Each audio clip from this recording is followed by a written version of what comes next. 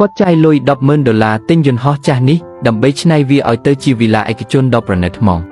សំណាងល្អដែលគ្រឿងបង្គុំយន្តហោះនៅមាំល្អគ្រាន់តែរៀបចំថ្មីបន្តិចក៏អាចក្លាយជាផ្ទះដ៏ស្រស់ស្អាតបានដែរដំបូងគេគឺជួលក្រុមជាងអាជីពឲ្យមកបោះសម្អាតពួកវ៉ូលីដែលរុំជុំវិញនិងប្រើម៉ាស៊ីនបាញ់ទឹកសម្ពាធខ្ពស់មកលាងសម្អាតវាសម្អាតតាំងពីទូខាងក្រៅរហូតដល់គ្រប់សន្ធប់ទាំងអស់ឲ្យស្អាតជ្រះម៉ងណាបន្ទាប់មកជាងចាប់ផ្ដើមប្រើម៉ាស៊ីនខាត់ដើម្បីខាត់ទូយន្តហោះគ្រប់កន្លែងទាំងអស់មិនឲ្យសល់ជ្រះសូម្បីតែបន្តិចដើម្បីពន្យាអាយុកាលផ្ទះថ្មីនេះក្រុមជាងបានធ្វើការយ៉ាងផ្ចិតផ្ចង់បំផុតក្នុងគ្រប់ដំណាក់កាលទាំងអស់គេបាញ់ថ្នាំការពារជ្រះឲ្យសពដើម្បីការពារកុំឲ្យទូយន្តហោះឆាប់ពុកផុយនឹងណាពេលថ្នាំស្ងួតហើយគេក៏ចាប់ផ្ដើមបាញ់ពណ៌ថ្មីព្រមទាំងតុបតែងម៉ូដបន្ថែមយ៉ាងមានស្ទីលហ្មងក្រោយរៀបចំរួចរាល់យន្តហោះដែលធ្លាប់តែចាស់ពុកផុយប្រែមកជាថ្មីស្រឡាងមើលទៅមានតម្លៃឡើងទ្វេដងហ្មងក្រឡេកមកមើលការតុបតែងខាងក្នុងវិញកាលពីមុនគឺញ៉ៃញ៉ៃណាស់ប៉ុន្តែជាងបានបោសសម្អាតនិងចាក់ស៊ីម៉ងតឲ្យរាបស្មើឡើងវិញគេខាត់ជ្រះចេញឲ្យស្អាតនិងពង្រឹងគ្រឿងបង្គុំឲ្យរឹងមាំព្រមទាំងបដូរកញ្ចក់បង្អួចថ្មីជាប្រភេទកញ្ចក់ធន់មាំពិសេសទៀតផងកន្លែងដែលធ្លាប់តែងឹតស្លុបคล้ายមកជាភ្លឺច្បាស់និងធំទូលាយមើលទៅត្រជាក់ភ្នែកថ្មង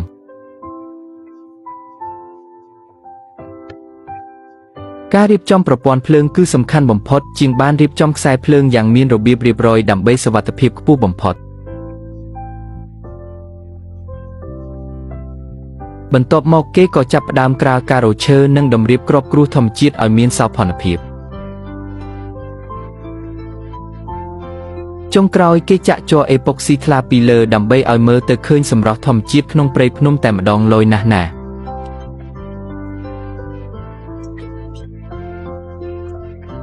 បន្ទាប់មកគេរៀបចំបន្ទប់ទទួលភ្ញៀវដោយដាក់សាឡុងនិងគ្រឿងសង្ហារឹមទំនើបមើលទៅសាមញ្ញតែមានស្ទីលខ្ពស់ហ្មង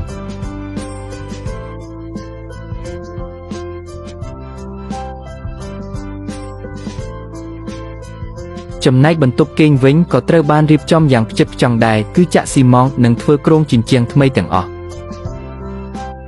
រៀបចំខ្សែភ្លើងនិងដំឡើងអំពូលភ្លើងឲ្យភ្លឺស្វាងរួចចាក់ជ័រអេប៉ុកស៊ីពណ៌ស្ខ្មៅលាយគ្នាឲ្យមើលទៅប្លែកភ្នែកតែម្ដង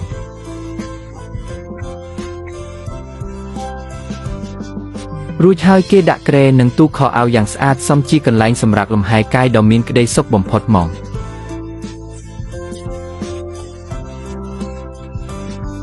មិនទាន់អស់ទេក្បាលយន្តហោះត្រូវបានច្នៃធ្វើជាផ្ទះបាយដ៏ទំនើបមួយដែលមានសម្ភារៈប្រើប្រាស់គ្រប់គ្រាន់ទាំងអស់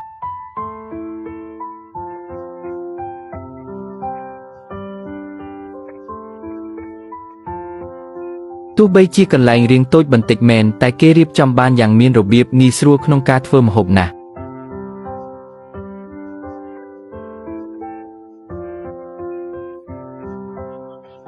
ចំណាយពេលអស់3ខែទីបំផុតយន្តហោះចាស់ក្នុងព្រៃនេះក៏ប្រែមកជាវិឡាដ៏ស្រស់ស្អាតបំផុត